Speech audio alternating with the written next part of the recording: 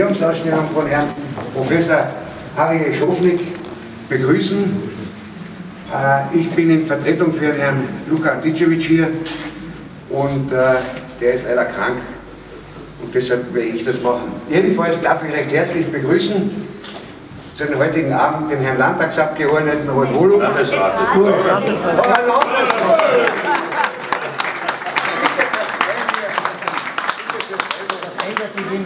Ändert sich. Okay, ja. Muss man flexibel sein. Den Herrn Vizebürgermeister Gunzer. Und auch die Frau Vizepräsidentin der Berufsvereinigung Bildender Künstler herzlich begrüßen, Grete Bauer. Und zur Ausstellung zum Herrn Professor und Künstler wird die Frau Dr. Simon Meyer sprechen. Und wir haben seine Worte.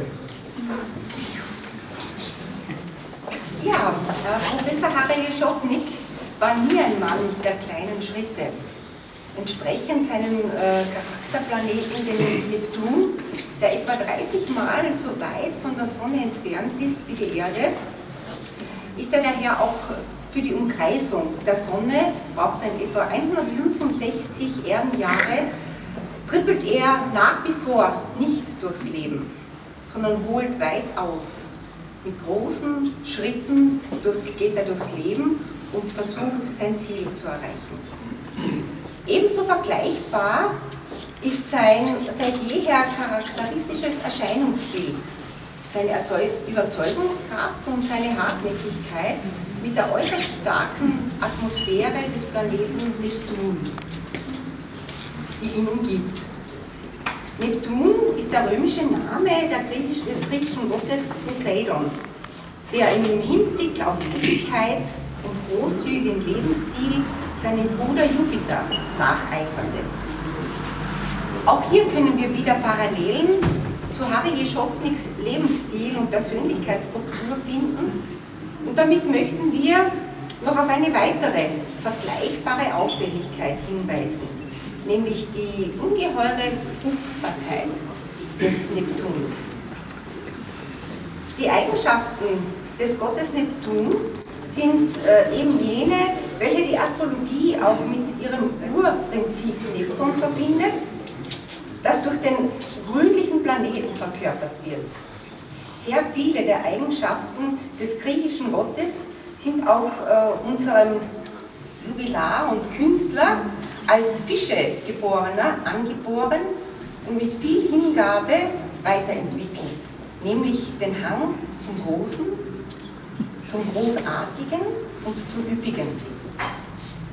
Während man allerdings Neptun diesem Zug bis ins Maßlose gesteigert nachsagt, liegt das Risiko bei Harry Schofniks stets kalkulierbar, wenngleich auch seine Qualitäten nur im Außergewöhnlichen, in der Kunst und dem großen Mysterium, an dem alles Leben teilhat, nämlich die Liebe, weiterentwickeln. Im Umgang mit anderen Menschen war und ist er eine äußerst erfreuliche Erscheinung. Er bleibt trotz seiner Kreativität in allen Belangen freundlich und rücksichtsvoll, besitzt einen gelassenen Humor, passt sich breitbillig auch unangenehmen Erfordernissen an und macht sich aufgrund dieser Eigenschaften kaum Feinde. Es sei denn, seine Pläne werden auf unkonventionelle Art und Weise durchkreuzt. Sollte man noch glauben, in seinen Aktionen Stellungnahmen und Problemlösungen Widersprüche zu finden, sind sie durch keine noch so ausgeklügelte Analyse aufzulösen, weil er selbst gleichsam die vollzogene Auflösung ist. Wir kennen Harry Schofnik als einen, der sich bei seinen Vorhaben nicht mit romantischen Träumereien abgibt, sondern mit beiden Beinen fest auf dem Boden der Realität steht und im Wesentlichen nur Logik und Vernunft anerkennt. Er ist wahrlich ein Meister des Kompensierens. So wie bei allen Fischegeborenen schlummert auch in ihm ein Mystiker, und wer ihn gut kennt, der weiß, sein Reich ist das der Grenzüberschreitung. Er hat immer den Kontakt zu anderen Menschen gesucht, auch wenn er sich manchmal mit dem Problem der Ambivalenz und Grenzüberschreitung konfrontiert sieht. Da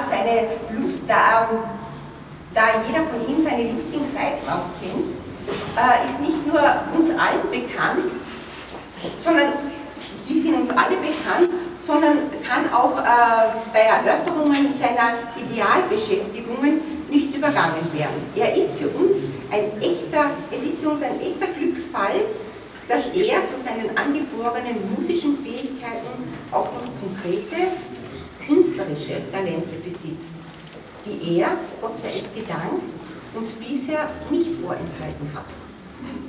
Und damit möchten wir auf Harry Jeschowniks große Leidenschaft, nämlich die bildende Kunst, im Besonderen die Bildhauerei, ein bisschen ausführlicher eingehen. Wenn auch unser Jubilar in seinem künstlerischen Leben mit seinen gekonnten Tonbüsten, vielen Freunden und Prominenten zu einer Art Unsterblichkeit verhalf, war sein bevorzugtes Gestaltungsmaterial das Metall. Im Speziellen das bereits bearbeitete, vorgefertigte Metall.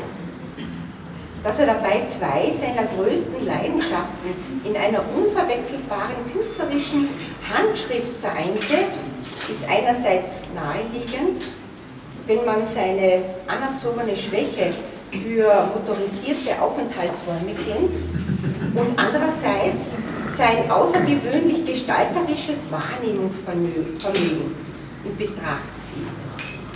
Seine Vorliebe galt stets der äußeren Hülle ausgedienter oder noch nicht einsatzbereiter Fahrzeuge, die er meisterhaft zu funktionslosen, monumentalen Skulpturen entweckte.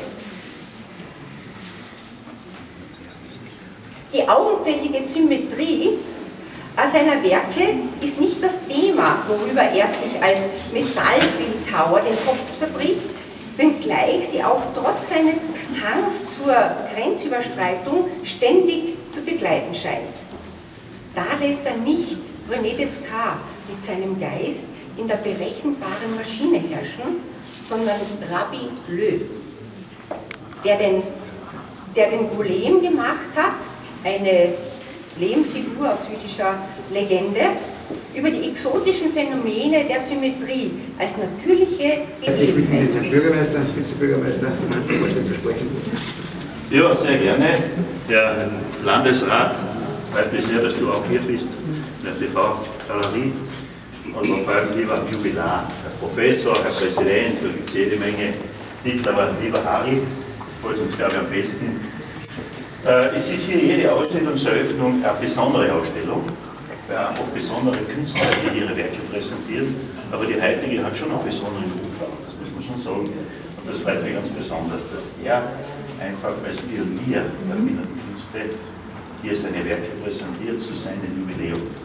Das freut mich ganz besonders, und es ist ja sehr viel bereits vorgetragen worden, aber mir ist es einfach wichtig auch, hier noch einmal zu sagen und umzugeben, dass erstens mal Steirer bei uns herzlich willkommen ist. Sie in der Steiermark geboren. Und es ist ja bereits auch schon angeklungen, er ist ein sehr umgänglicher Mensch, aber wenn es um die bildende Künste geht, bildende Künstler, dann kann er sehr unangenehm werden. Und gerade bei der Politik, das muss ich auch sagen, nicht anderartiges mir vorstellen, kann ich mir gleich ein bisschen warnen. Denn wenn es jetzt um die Sache geht, dass was weitergeht, dass was erreicht wird für die Kunstschaffenden der Stadt und des Landes, dann ist er irrsinnig hartnäckig und auch sehr laut. Aber wer das schon selber erlebt. Und das finde ich gut so. Das muss ich ja wirklich sagen, und das ist ein Zeichen, dass er wirklich für seine Freunde, für seine Künstlerkolleginnen und Kollegen sich einsetzt und dafür lebt.